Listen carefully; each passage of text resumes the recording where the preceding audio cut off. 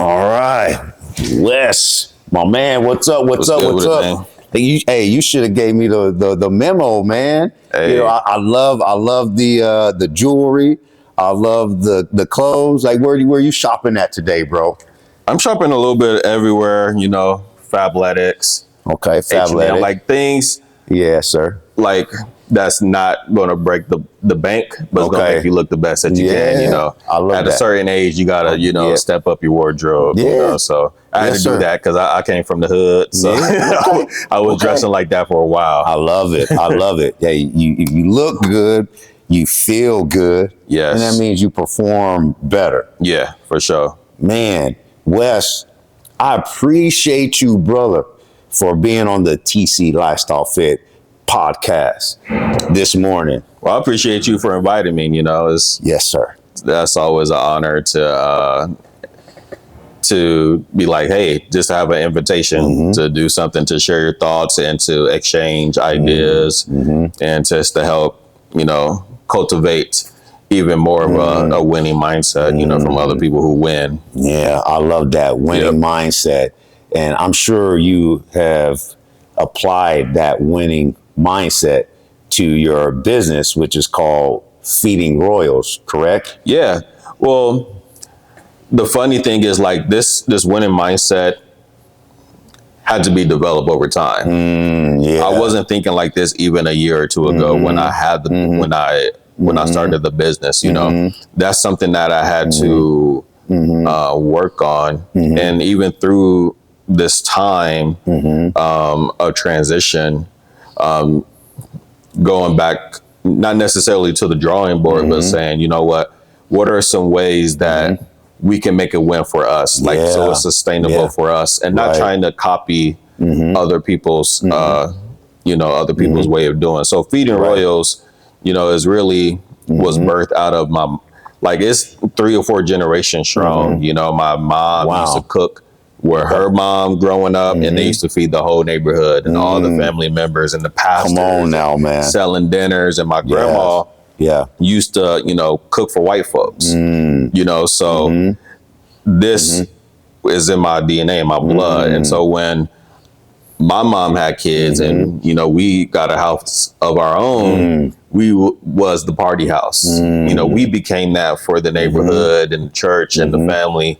And just that hospitality, you know, that's one thing I just really love, is like helping people to feel welcome and to feel like they can be themselves and that they can be the fullness of that they want to be, you know. That's beautiful. Yeah. That's beautiful, Wes. You talk about your grandparents. I remember my grandma, Lord rest her soul, Alistine D. Hart, she actually passed away the same day my daughter was born. Oh, wow. A few hours later. And some of my best memories was sitting in the kitchen, you know, with my grandma, and she used to make some of the, I'm telling you, brother, some of the best food. Hey. And a lot of those recipes, they left with her. I even called her younger sister, my aunt, and said, hey, you know, do you have Mama's recipes? Like, no, baby, I don't have the recipes. Those recipes are gone. You know, so I remember those days, man. Do you have any moments, man, where you go back in time and you think about, you know, those times at the dinner table, lunch table with the people that you loved, your grandparents? Yeah, so like some lessons that you might have learned along the way that helped you get to where you are now. For me, like, my mom accepted everybody, you know. We were the party house, so she had all types of friends. But one thing I've learned just through her passing, so she passed in 2010. Oh, wow. Or 2009. And that trauma made me forget a lot of stuff. Like, I was struggling. But through the healing process, I realized that, you know, people talk about their ancestors, which I believe, you our DNA is not just from our mom and dad. Yeah, it goes generations back. It goes, from who at the beginning. Right. It's the ultimate DNA was from God. Right. I mean, we're all we get so caught up into, you're black, you're white, you're orange, you're brown, whatever. You know what? There's only one race. Right. That's the human and race. When you look at it, we are related. So all of we us, all the same. But those memories and those I started cooking some of the things. I try to get fancy, with food. I'm like, anybody, and I'm like, it's not tasting as the same. It doesn't taste better, even though I'm using fancier cheese for mac and cheese. I'm like, let me go back to the basics. And let me use my tongue to remind me of those memories that I had with my mom. And just with that, just showed me the love.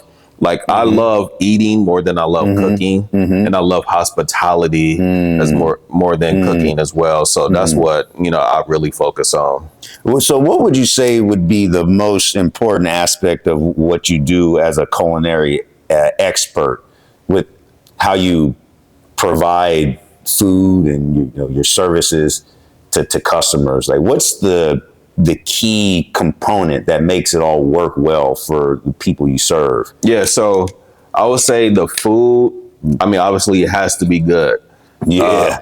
Because that sparks memory. Oh, my mom used to make it like this. This remind me of my mom. Feelings, right. Yeah. And then also emotion. Man, in the future, you remember this steak that we have from, Feeding Royals? But more than that is just creating memories for people to help them bond together.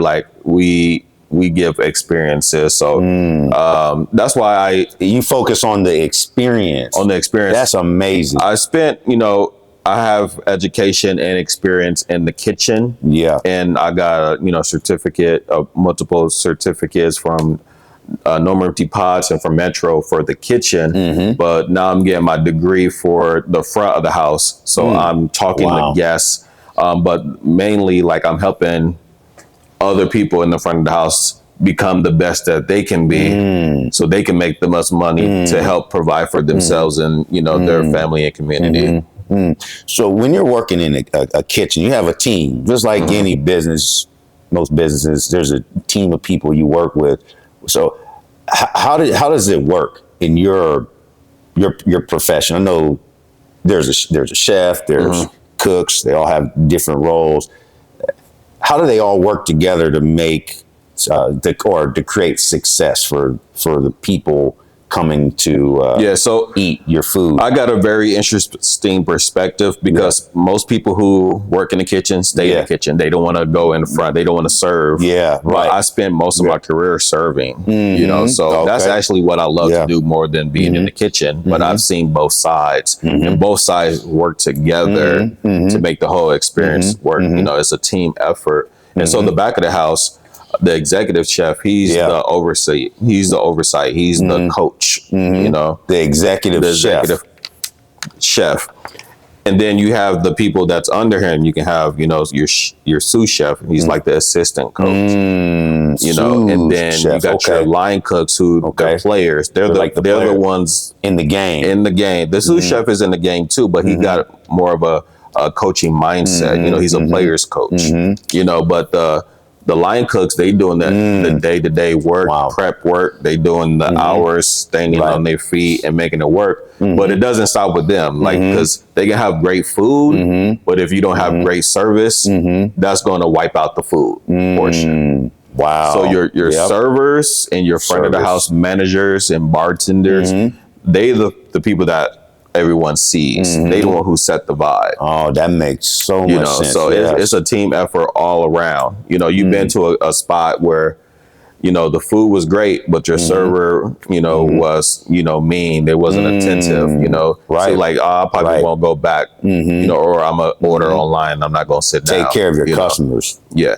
Give them a good product, but also give them a great service. Yeah. The service has to be better than the product. Your first customer, in my opinion, is your staff. That's the first customer. That's interesting. If they're not, if they're not taken care of, they're not paid right, if they don't have benefits and not just like medical and all that stuff. But if they don't feel like this is benefit in their life, then they're going to be disgruntled and they're not going to be able to give the best service they can. So I've been in kitchens where, small things they do is family meal. Before the shift start, we getting food from a professional cook, homemade pizza, pasta, all this stuff. Man, before the shift, hungry, so bro. you good. Like you're not hungry, starving, man. You're gonna have to pay $20-$30 to eat. So wow.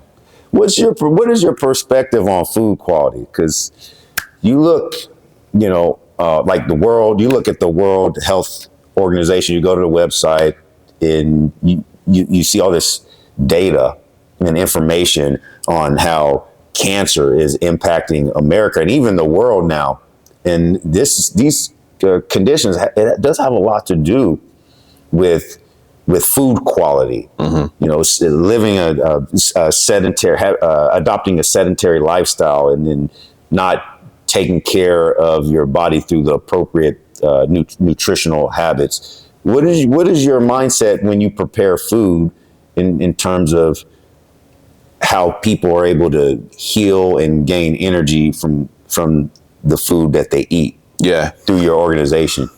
Well, for me, I'm always thinking that food is life, and that but every person is unique. Every person is unique. Yes, sir.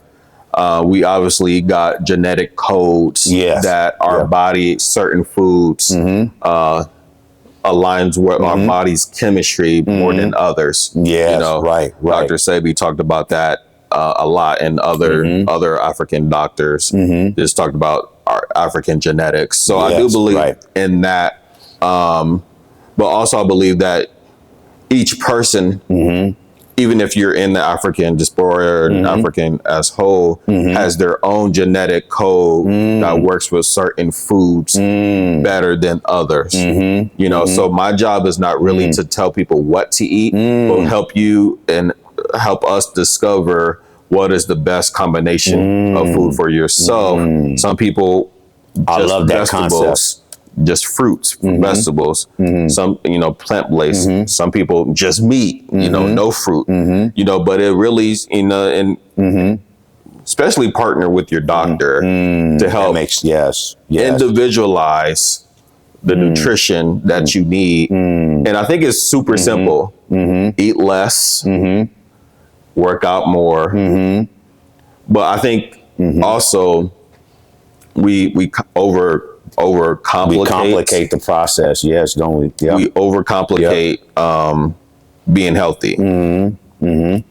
Wow, amazing. So, I just read a study where the scientists, they found there's about 5,000 gladiator bones, and they assessed the DNA, and they found out that the bone structure, it was so dense and strong that it was consistent with a person who exercises at a high level, at a high intense level, and has a high quality nutrition regimen that consists of mostly plants and fruits, vegetables, etc., beans. And after I read it, it was like mind blowing. Like, these are some of the strongest athletes known to mankind in human history who had a diet that was mostly plant-based. Now, I'm not endorsing a plant-based diet. I have, a open mind, open perspective, similar to yours when it comes to nutrition, because we all have different goals and nutritional needs. However, do you believe there's opportunity for us to get more plant foods into our diet? And what are some of the benefits of allowing those concepts into our eating routine? I think so. From my perspective on nutrition is that it's kind of like using plain terminology. Negative versus positive, right? But negative is not bad and positive is not good. In plain terminology. Yes. Negative is just you're going away from your goal. Positive, you're going towards your goal. So for me, is your diet, is the things that you're eating leading you towards your goal or not? So if your goal is a certain thing, and if it makes sense for you to eat more plants, you know, which I believe, you know, are the source of life. They got that chlorophyll. They got a lot of nutrition that we need. Antioxidants. Yeah, it got everything that we need. But also, I don't think that we don't need meat. I won't never say don't eat meat, because we've been eating it for thousands of years. And there's some things that, you know, plants just don't provide that meat does at a greater level. So I do believe that I don't never want to tell people to restrict, because I feel like when you start to restrict yourself, then you overdo it. Either way, you overdo it, and then you in the restroom all day, or you overdo it, and then now you just eating meat all day, and then you just eating sweets. But it's a key, like eat more of the things that you want. Every once in a while, it's okay to have the things that you say might be leading you away, but you know, it's, if you can have that good balance based off of your own, what you can do. Don't be too strict on yourself. Don't try to put, you know, these lofty goals out, like, hey, at least an apple a day, keep the doctor away. Well, I've been doing an apple for a month. I want to do 2 apples, or I want to eat a salad on top of that. You know, that's how I feel like we can incorporate more of those fruits and vegetables in our diet without saying I can't eat everything else. Now, when we look at the whole scope of our nutrition practices and the decisions that we make and some of our behaviors, it's also important to make sure you're in the right state before you do something. Because if I'm eating out of fear, if I'm eating out of anxiety because I'm experiencing a circumstance that's not favorable to me right now, or I'm looking at undesirable future, most likely my patterns are going to be consistent with those particular emotions, like overeating, skipping the gym, etc. However, if I can look at those circumstances as opportunity and not necessarily as something negative, I could get myself into the right state that gives me the energy to maintain the right perspectives and practices so I can continue to move towards my goals. So what is your personal mindset on being in the right frame of mind before you make a nutritional choice, instead of, you know, eating something to lift yourself up? Let's eat something. I can speak to that because, like, I used to do that. I had a stressful day. I might have go to Sonic, get a shake. That sounds kind of good, like bro. They fire. Strawberry chocolate, you can mix them up. All in balance, all in moderation. But like, I used to do that. And like, I have a rare disease called Peachy-Jaeger, so it messes my colon up. So I would do it. That's your, and then I will be your intestine for all those. I'm really sure what the colon is. It's your intestine, the area of your digestive system that processes food. Breaks it down into smaller pieces. So I've been doing this for like since I was 8. So there's certain things I shouldn't eat, but I will be so stressed, you know, where I'm like, well, I need to feel good. Let me go get some cake. Let me go do all these things. Not that those things are bad, but I was doing it with those emotions are tied with them. And so I will suffer, you know, the next day or two, you know. But one thing that I've learned to do is first self-regulation. Being able to breathe, box breathing is a good they use that I've learned. Skill in the Marines, right? The Marines, can you talk about that? Because I think that's a good tool that people can use in those experiences, because your breathing allows you to just kind of refocus and rechannel your energy and just relax. Well, it helps you too. So box breathing, 4 in, breathe in 4, and you want to do it slowly. Hold for 4, and then breathe out for 4. Or some people breathe out longer, 8, just depending on your capacity, your lung capacity. But for me, even if the situation doesn't change at the moment, at least my emotion, cortisol, adrenaline, everything that is heightened is now starting to come down. And even though it haven't probably changed, but now those emotions is not. So now I'm not overeating, I'm not grabbing anything, but now I'm at a mellow state, and my body can react better to that. It's just like what they say with cows when they're before they're slaughtered. If they're in that stressful state, it transfers to those us. Chemicals, those chemicals get into their into the muscle, and is not healthy for us to eat, or it doesn't taste as good either.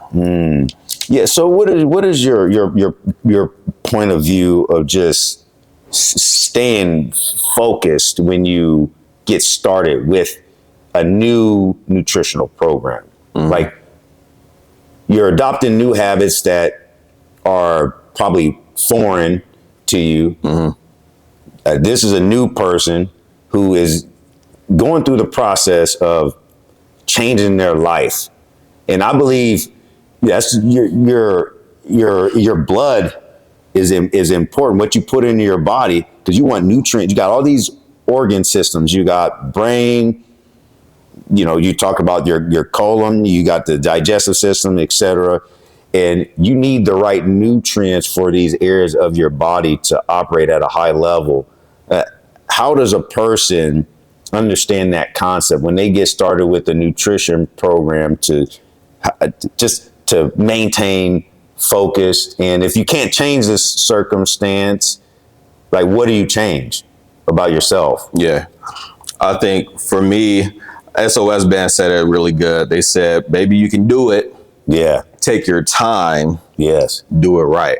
Yeah, take your time, do it right. So for me, that's even when I was in the gym. I love that.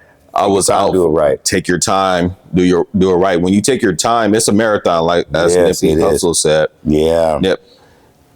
Take your time. It's a marathon. It's not a sprint. And so when I got back into the gym after forever of not being in there, right? And before, I would burn myself out so quickly. I'll I'll go in there and do a high intensity workout on my day one, fresh off the couch. Yeah. Do it for a week and I'm done. Yeah. But what I've learned, especially with this time, is take it slow, start at 15, 20 minutes. Then the more you do it, the more you start to enjoy it, the more you want to go longer. And then that will work itself into other areas of your life. So like with nutrition for myself, instead of like, I'm going to go completely plant-based, I'm going to go out everything that is quote unquote not good for me and just eat all healthy food. Well, I tried that in the past. It don't work. But what I can do is like, I'm at least eat a salad to 2 a week. Yes.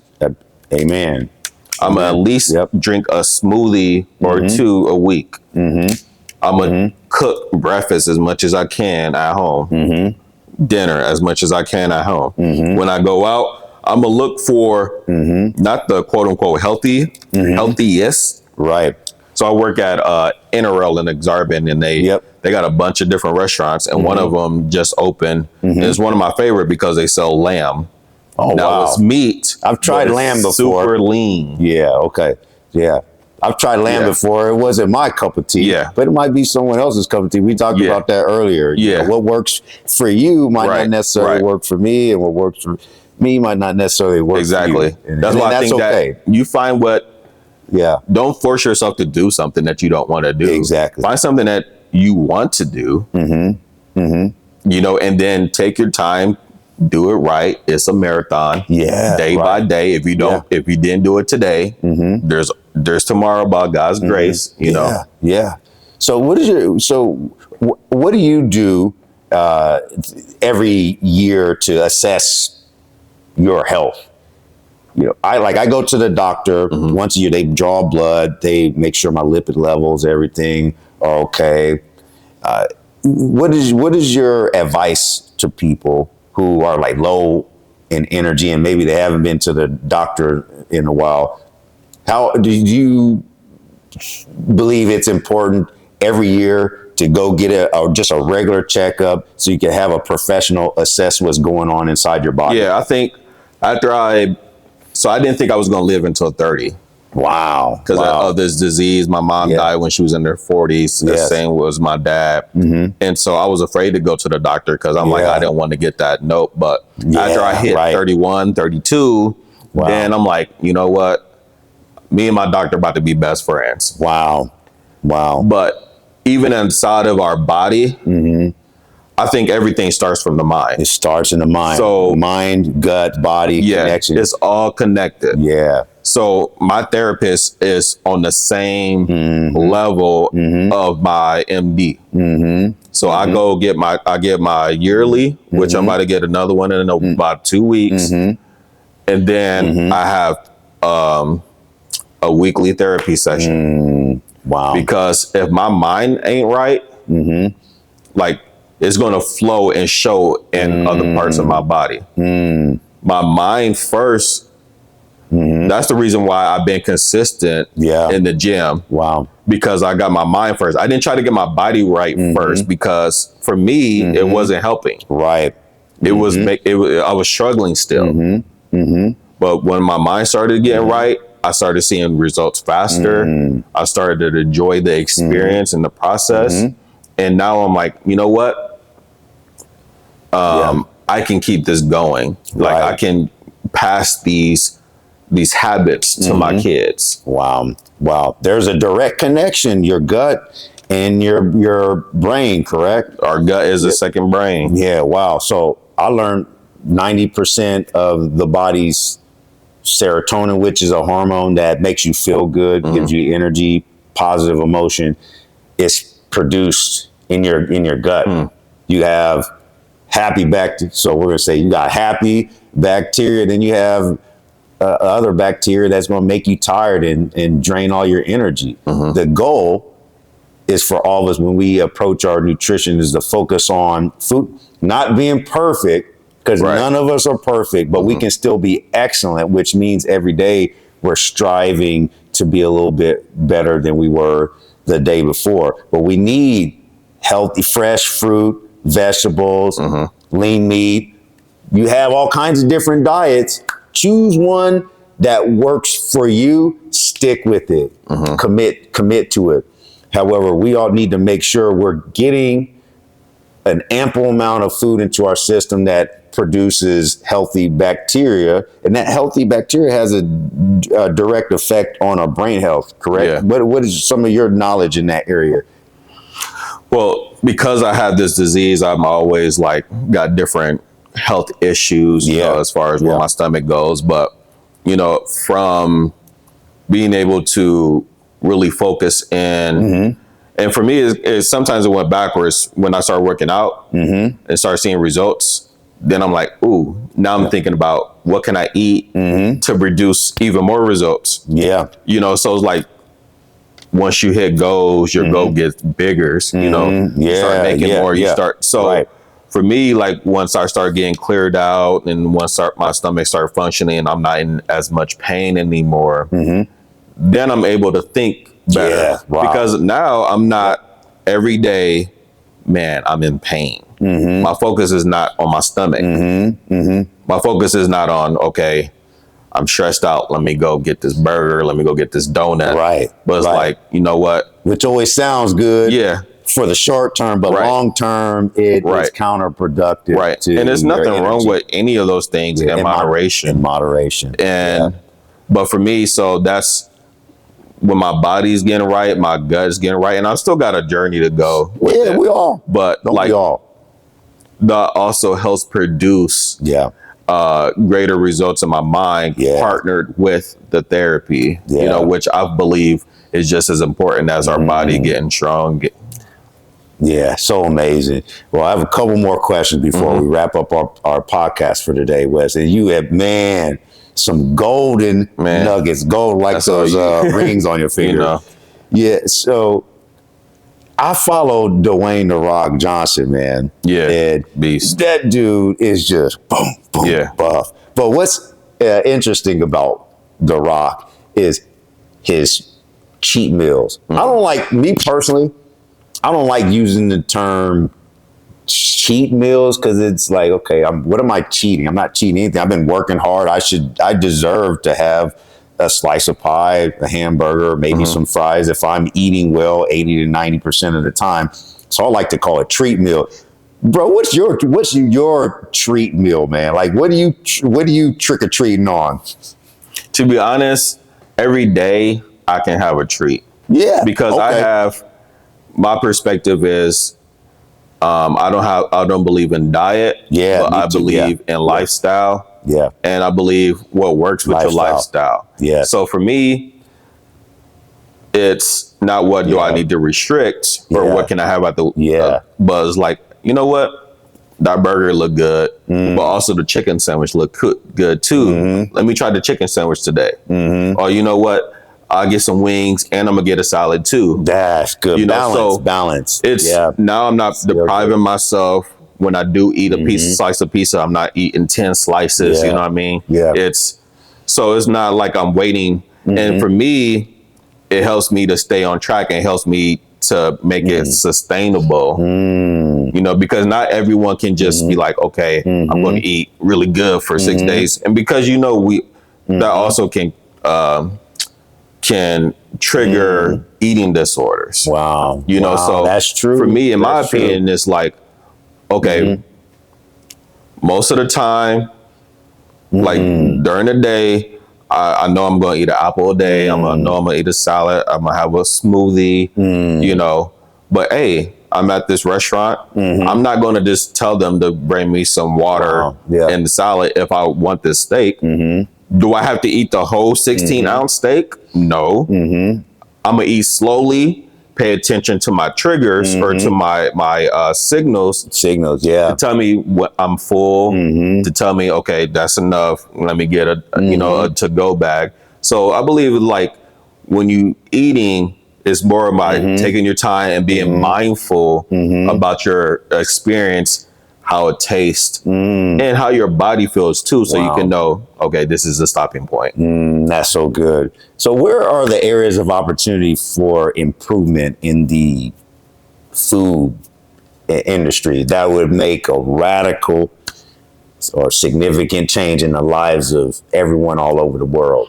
I think not just America, all over the world. I think seasoning is your best friend. Like, seasoning. And is this like not salt? Like I love Creole food, you know, Cajun, like New Orleans. I've never been there, but like my aunt, she was Creole. And she used to make these fire wings. And so having that bland. You know, me, I'm a guy, I'm not really so focused necessarily on the taste. I just need food that's going to get me to perform, help me build muscle, get stronger. So it could be boring or bland. However, I don't recommend other people to do that, especially I believe you can eat to live and to enjoy. Get some seasoning. I love that. Because you don't have to just eat broccoli, chicken, and rice every day. You can get those same benefits by switching it up. You know, and I hate the connotation that soul food is bad for you. Because too much is probably not going to be useful. How we maybe today, but if we look at, you know, we really look at the history of soul food, they ate mostly plants. True. The stuff greens, that I love greens, man. The stuff that we think are unhealthy is they didn't eat those all the time. Right. They ate it because that was what they had. That's all they had. Like, you know, they pig and chitlins. So they made what they did, but for the most part, it was fruits and vegetables and some meat here and there, because they still had meat even before they came over here. And the ones that was already over here, they hunted as well too. You know, so I believe like also, at least for Black people, like really tap in to your cultural heritage. Like they ate a lot of vegetables, you know, so that's another way we can connect to our ancestors and connect to the earth, because I believe that it's all connected. Like when you go outside, you feel better, you know, you walk in the ground. So like that, and just having fun with your food. So it's not like, oh, this is a chore, but like, oh, this is a healthy lifestyle that I'm loving, enjoying, and inviting other people to do it with me. That's amazing. Wes, you are the greatest of all time, brother. I appreciate this session that we had today. I learned a heck of a lot from you, and I pray that all of our viewers are able to take some of those skills and concepts, apply it to their life and their nutritional habits, and just take their health to even higher levels. Yeah. Thank you so much for being a resource and a support system to us. Everyone, make sure you like this video, subscribe to the TC Lifestyle Fit YouTube channel, and stay encouraged. Every day, give your best effort. Know that you are enough, you are valuable, and your potential to reach new heights in life it's through the ceiling. So till next time, we're going to flex those muscles like this. Look, man, I've been watching this man working hard in the weight room. He's looking good. And I didn't get the memo. You know, he's got the fresh shoes and fresh clothes, but I'll be ready next time. My math teacher used to say, every day equals A. Ooh, every day equals A. I love that. All right, Wes. All right, bro. God bless you. We'll see you all next time. All right. Come on. That was so good. Yeah. That was good. That was good, Wes. Thank you, brother.